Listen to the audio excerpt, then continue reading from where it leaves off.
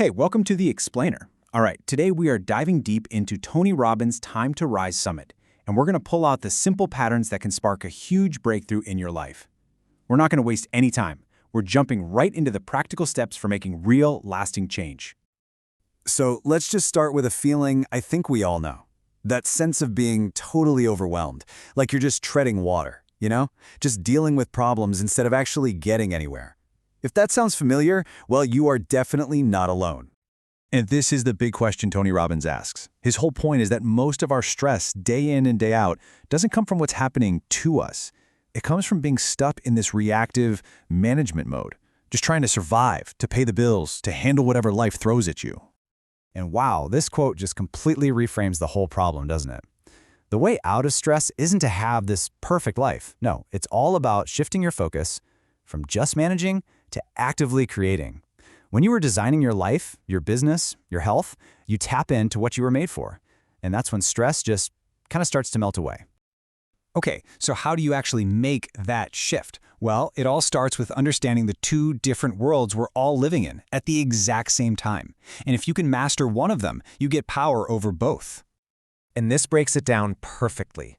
You've got the external world, the economy, the news, what other people do. You can influence it for sure, but you can't control it. And then you've got your internal world, your thoughts, your emotions, your focus, and that is where all your power is. Because that internal world, it controls how you experience everything else. So how does that work? Well, our entire internal world, everything we feel, is shaped by three tiny decisions we're making, like every single moment of the day. Number one, what are you going to focus on? Number two, what does that mean? And number three, okay, so what are you going to do about it? That's it. Those three things create your reality. And his story from his own childhood is just the most powerful example of this in action. It's Thanksgiving, his family has zero food, and then a total stranger shows up with a massive dinner. Now, his dad focused on his failure to provide. For him, it meant, I'm worthless. And his action, he left his family. But Tony, he focused on the food. For him, it meant strangers care. And his action, he dedicated his entire life to helping people. It's incredible, right? The exact same event, but two totally different lives, and it all came down to those three little decisions. Okay, so we get it. The inner world is the key. But how do we actually use that to create a real breakthrough? Well, Robbins lays out this super practical framework, and it all boils down to just three keys. First things first, what even is a breakthrough? It's not just a good idea or wishful thinking. It is that specific moment in time when something you thought was impossible suddenly becomes possible in your mind, and, this is the key part, you actually do something about it. You take action. And you know why this stuff actually works? It's simple. Think about it. When things get too complicated, we don't do them. Real power, real change comes from simple steps you can actually execute. Okay, so here are the three keys, but listen up, because we're going to look at them in the reverse order of how most people try to do it. And that's the whole secret right there. Most people start at the end with number three, and that's exactly why they stay stuck.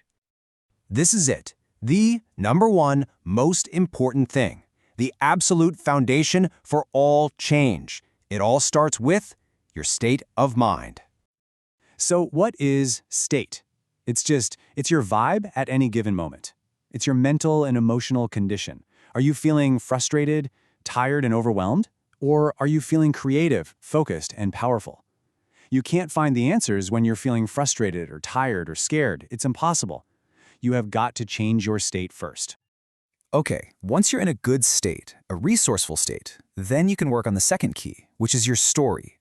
This is that little voice in your head, the narrative that keeps you stuck.